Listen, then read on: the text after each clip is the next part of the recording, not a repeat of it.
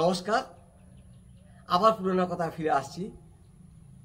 শঙ্খে শঙ্খে মঙ্গল গাও, ওগো জননী আসিছে দ্বারে। 2024 শারদ উৎসব এসে গেল, মা আসছেন, সবার মঙ্গল করুন।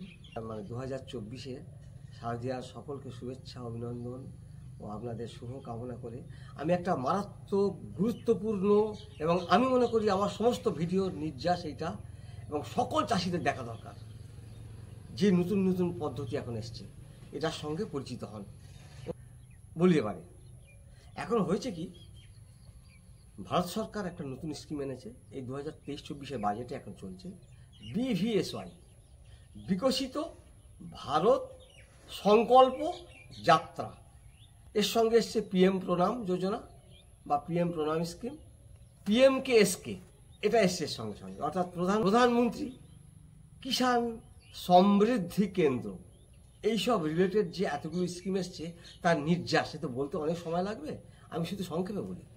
এখন হয়েছে কি, এখন নতুন নিয়মে বলা হচ্ছে এইটাই যে মাটিকে বাঁচাতে হবে, পরিবেশকে সুরক্ষিত করতে হবে, মাতৃভূমির পুনরুদ্ধার করতে হবে, দীর্ঘমেয়াদী চাষ করতে হবে, টেকসই চাষ করতে হবে কৃষি ব্যবস্থাকে বাঁচাতে, এবং দীর্ঘদিন যেন আমরা বাঁচতে পারি সেই ব্যবস্থা করতে হবে আমাদের। একটাই নির্যাস বলেছে যে আপনারা যে যে ভিডিও দেখছেন, আমাকে উত্তর বলতে হবে না, যে যা মনে মনে প্রশ্ন করুন, মনে মনে প্রশ্ন করুন।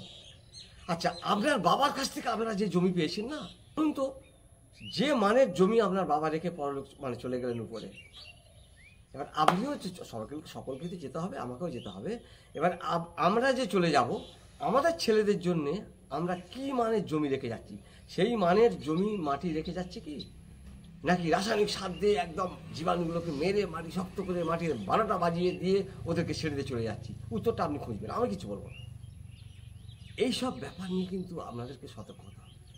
এখন দুনিয়া যার যে পশ্চিমবঙ্গ পিছিয়ে আছে, গোটা ভারতবর্ষ যার যে আমরা পিছিয়ে আছি, পশ্চিমবঙ্গের মানুষ পিছিয়ে আছে, এই নিয়ে কিন্তু আমি যে ভিডিও করছি, এই নিয়ে কৃষি ডিপার্টমেন্ট থেকে, আমাদের কৃষি বিভাগ থেকে কিন্তু ব্যাপক প্রচার করা উচিত।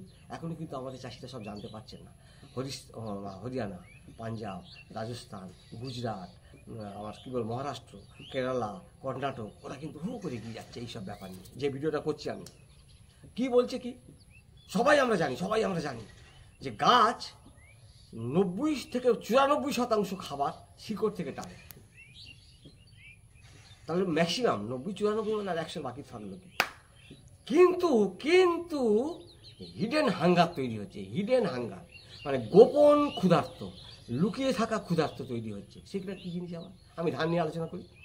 ধানের আমরা যে সারটা দিই, নাইট্রোজেন সারটা, এবং বিশেষ করে আমরা বলি চারানা 25% দেবে রোয়ার সময়, 50% দেবে প্রথম চাপান সাথে 22-25 দিনে, আর আবার চারানা দেবে থোড়মুখে।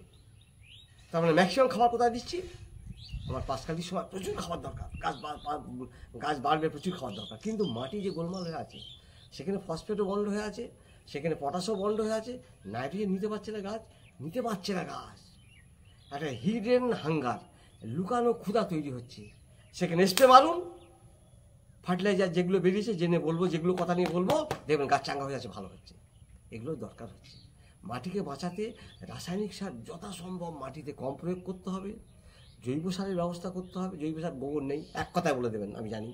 পানা আছে, তুলুন, অ্যাজোলা আছে, ব্যবস্থা করুন। পচা সার, পাতা জোগাড় করে সার করা যায়, মনের ইচ্ছা থাকলে। এই সমস্ত জৈব সার দিয়ে করতে হবে। খোল আছে বাজারে, মুরগির পোলট্রি আছে 1 বছরের পুরানো, 2 বছরের লিটার যেগুলো আছে, সেই মুরগির মল, এগুলো 1-2 বছরের পুরানো হলে সেগুলো ব্যবহার করুন কম দামে।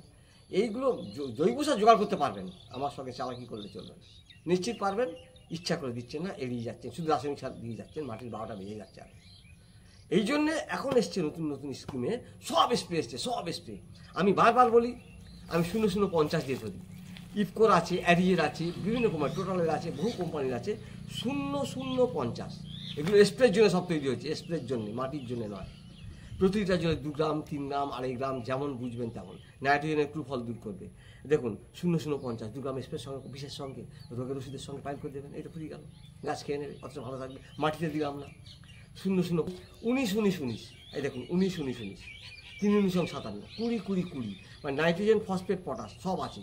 এগুলো কিন্তু সব স্প্রের জন্য গল্প হচ্ছে, ভুলে যাবেন না। এছাড়া বেরিয়েছে কত দেখে, আমি কয়েকটা নিয়ে দেখাচ্ছি মাত্র।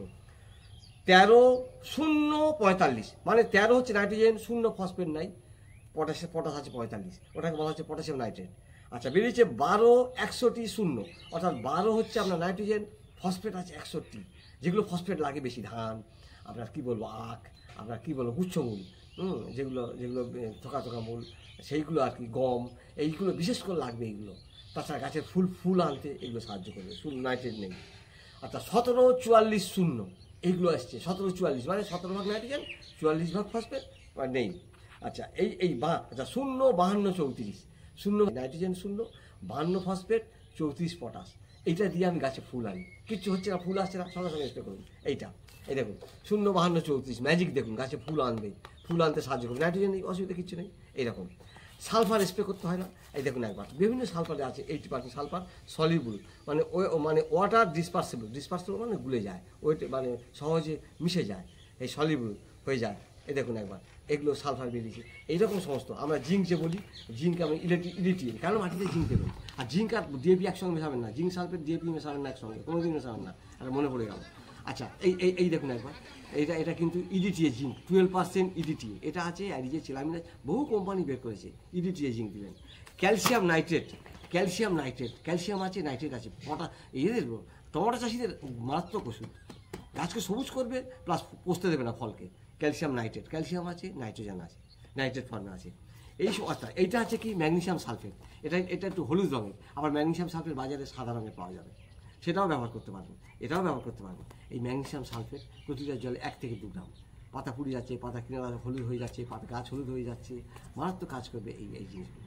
তাহলে বলতে যাচ্ছি কি, এই স্প্রে ফার্টিলাইজার দিয়ে নামমাত্র নমো ফার্টিলাইজার দিলেন, জৈব সার দিলেন, দিয়ে এই সমস্ত দিয়ে কিন্তু চাষ করতে হবে। ওরা সব কিন্তু অন্যান্য রাজ্যে, ভারতবর্ষের অন্যান্য রাজ্যগুলো কিন্তু এই স্প্রেইং মেরে বেরিয়ে যাচ্ছে, ফসলকে ঝাঁকাস করে দিচ্ছে, সোজা কথা, এক কথা আপনাদের ভাষা, মানে চাষিদের ভাষা, ঝকঝক করছে, ফল ফুল আনছে প্রচুর, দীর্ঘদিন গাছকে বাঁচিয়ে রাখতে পারছে। শশা গাছ দীর্ঘদিন বেঁচে থাকবে এইসব দিলে, দীর্ঘদিন আপনি একদম ডগা পর্যন্ত ফল নেবেন না, শুধু স্প্রেইং এর দ্বারা। এই সমস্ত জিনিসগুলোর সঙ্গে পিজার দেবেন, আপনারা যা বিদ্যা বুদ্ধি জানেন সেগুলো করবেন, কিন্তু স্প্রেইং করে যেতে হবে আপনাকে, মাটিতে একবার মাত্র দিয়ে বাকিটা, এটাই কাজ হয়ে যায়। আর জৈব সার দেবেন। আমি নিশ্চয়ই বোঝাতে পারছি, আমরা কিন্তু সবাই পিছিয়ে আছি এই ব্যাপারে, কিন্তু আনট্রেন্ড হয়ে আছে আমাদের, বিশেষ করে পশ্চিমবঙ্গের চাষিরা সত্যি পিছিয়ে আছে, এরা জানে না, 0-0-50 বলে করে থাকে। আর বাজারে 0-0-50, ওটা 60% লাল পটাশটা আছে, বাংলাদেশে পটাশটা পাওয়া যাচ্ছে ওটা 50%। আমাদের কিন্তু যে লাল পটাশ পাওয়া যাচ্ছে ওটা কিন্তু 40-42 টাকা দাম, ওটা কিন্তু মাটিতে দেওয়ার জন্য, ওটা কিন্তু 60% পটাশ আছে, ওটা পটাশিয়াম ক্লোরাইড কেসিএল ফর্মে আছে, এটা পটাশিয়াম সালফারের সঙ্গে পটাশিয়ামকে যোগ করা হয়েছে। যাই হোক, দরকার নেই অত বিস্তারিত বলার, আমি বলতে চাচ্ছি এই জিনিসগুলো দিয়ে কিন্তু আপনাদের এগোতে হবে, চাষকে সমৃদ্ধ করতে হবে, মাটিকে সুরক্ষা করতে হবে, দীর্ঘমেয়াদী সুস্থায়ী চাষ করতে হবে, কৃষিকে বাঁচাতে হবে, পরিবেশকে বাঁচাতে হবে, চাষির লাভ করতে পারবে বেশি, এই জিনিসগুলো এসছে। কিন্তু এই ড্রোন টেকনোলজির কথা বলছিলাম, এই ড্রোন টেকনোলজির কথা বলছি, ন্যানো ফর্মে সার এসছে, অল্প দিলে বিস্তর হয়ে যাবে, এইসব লিকুইড ফার্টিলাইজার স্প্রে করতে হবে।